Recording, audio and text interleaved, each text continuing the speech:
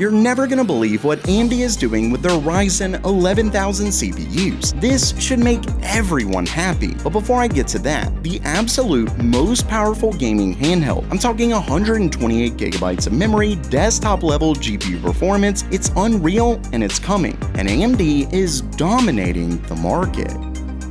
Welcome everyone to Gamer Meld. Okay, it's news time, and first up for today, there's a company planning to release the absolute most unbelievable gaming handheld ever imagined. I'm talking this is a Steam Deck sized gaming handheld that comes with a full-blown Ryzen AI Max plus 395. We are talking the highest in Ryzen AI Max, meaning 16 Zen 5 cores, a whopping 40 CUs for the integrated graphics, and it comes with 128 gigabytes of LPDDR5X memory. As you can see right down here, this bad boy is made by a company called GPD. You can see they officially announced this is the Win 5 gaming handheld. And as they state, it's the world's fastest gaming handheld, and nothing suggests that this claim is false. Yeah, there's pretty much no way that this won't be the absolute fastest one. Doesn't matter how much you undervolt it, how much you lower the clocks at the GPU, the CPU, it does not matter. You would have to royally screw up to get it anywhere near the performance of even the upcoming Ryzen Z2 Extreme or really any of the current APUs that are inside these newer gaming handhelds. Now, you're probably thinking, like I did right off the bat, well, what about battery life? I mean, does this thing have, 5 minutes of battery life before it completely craps out? And the answer to that is sort of complicated. So, as you can see right here, it says the most controversial point is why the product is even called GPD Win. It's a little bit different, but basically this part, it says it has no physical keyboard. And one of the reasons that's a little peculiar is the fact that, well, let's take a look at the GPD Win 4. You can see it has this kind of pop-up screen with a keyboard here. So this is clearly a very different design. You can see it right here. This is more of your generic gaming handheld. It simply does not have an internal keyboard or anything like that. And as far as why that is, I personally would almost guarantee it has to do with thermals having tons and tons of metal in there to try and dissipate that heat. But that really isn't the main issue that a lot of people are having. The really big one is the next one, and that is the fact that it also does not come with a built-in battery. Now, before you get really upset about this, for one, I will say it's somewhat understandable, especially because this does not mean they don't have any batteries at all, but I'll get to that part in just a second. So you'll actually notice that quite a bit of people do say that honestly, when they play with their gaming handheld, pretty much every time they are near an outlet. That's not at all to excuse them not having a built-in battery, because they actually do have a fairly decent answer to that. Once again, likely also coming right back to the thermals. Either way, you can see that the company offers battery packs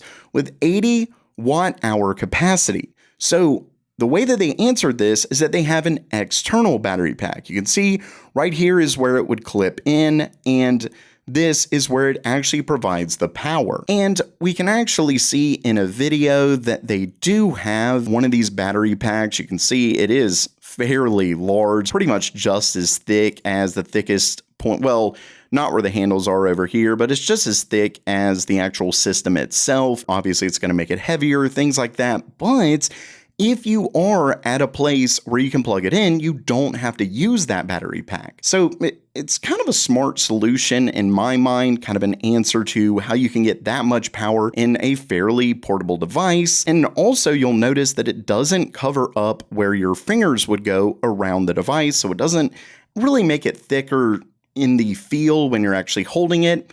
Really, like I said, just a seemingly fairly smart design. With that said, you can see that the GPD Win 5 uses Ryzen AI Max plus 395, 16 Zen 5 cores, the Radeon 8060S integrated graphics, 40 compute units, up to 2.9 gigahertz, and it has obviously the Exynos-A2 NPU, unified memory design. It supports up to 128 gigabytes LPDDR5X at 8,000 megatransfers per second with up to 96 gigabytes assignable as video memory. Says the display is a 7-inch, so not exactly huge or anything like that, but an okay size 7-inch 120Hz panel in native landscape. Now, when it comes to that display itself, I will say that it is just a 1080p display. Yes, it's 120Hz, but with that much horsepower behind it, you would really think that they would up it a little bit. I mean, don't get me wrong, we are talking a handheld, it's only 7 inches, but still, it almost feels like absolute overkill. But of course, we are PC gamers, we do love overkill. Regardless, this is definitely looking like one epic gaming handheld. And next up for today, AMD is posting wins left and right. As if Intel isn't already having a terrible go at it, a new report from Mercury Research, which is a market research and analysis firm, recently shared their Q2 2025 summary. And as you can see right down here, AMD is absolutely killing it. So this is AMD's share summary finals Q2 2025, and when we compare that to, let's say, last year Q2 2024, you can see that the server market, the unit share went from 24.1% to 27.3%. Now, that one isn't all that impressive given the fact that it was Q1 2025 where it went all the way up to 27.2%. So that's only a 0.1% increase. But when we look at desktop, Q2 2024, we're talking 23% all the way up to 32.2%. That is an absolute massive increase. Now, I will say that going from Q1 2025 in the mobile, it goes from 22.5 down to 20.6, but I will say that's really not much of a surprise. It still is fairly hard to find AMD CPUs in notebooks and different things like that, but overall, this does really look good. Now, you might be thinking, oh, but they still don't have the majority market share. But keep in mind that Intel sells a ton of lower end products. So things like the DIY market that we value, AMD is almost certainly dominating. But in pre-built systems or lower end markets, Intel is still selling more overall units. But this is why AMD's actual revenue share completely skyrocketed, like in server from 33.8 to 41%, and then in desktop from 18.8 to 39.3%. Basically, AMD is making way more per unit sold because they're dominating in pretty much all of the high-end markets. Ultimately, this is terrible news for Intel and a further look at their slow decline. And to prove exactly why AMD is gaining so much market share, there's a massive news story about AMD's Ryzen 11000 CPUs, or whatever they call their Zen 7 based parts. Now, I know this seems really far off, but trust me when I say you want to know about this. So we're not talking about AMD's next gen, but their follow-up to that. And I guess I'll just outright say it. According to Moore's Law instead, AMD is planning to support Zen 7 on their AM5 platform, meaning AMD will do it yet again, supporting a whopping 4 full generations of desktop Ryzen CPUs, likely going all the way up to 2028 and beyond, proving that AMD doesn't just have the absolute best gaming CPUs, they also have the best platforms, and yet they're still not wanting to milk their customers for everything they have, even though they absolutely could. It's wild too because this is shortly after we got word that Intel's next-gen Nova Lake S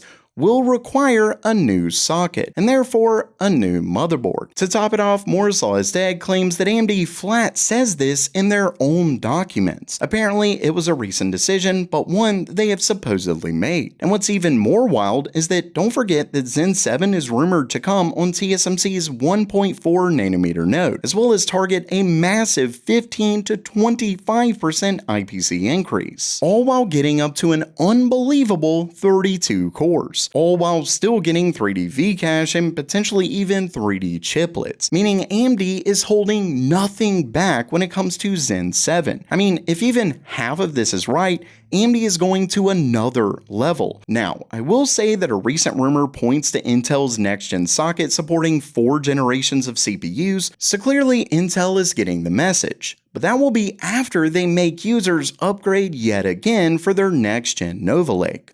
All in all, this is what competition is about. fight each other for the consumer's attention. So while that does it for today, are you pumped for Zen 7? And what do you think about that insane gaming handheld? Let me know down in the comments below. And if you liked the video, please subscribe and give it a thumbs up. And as always, have a great day.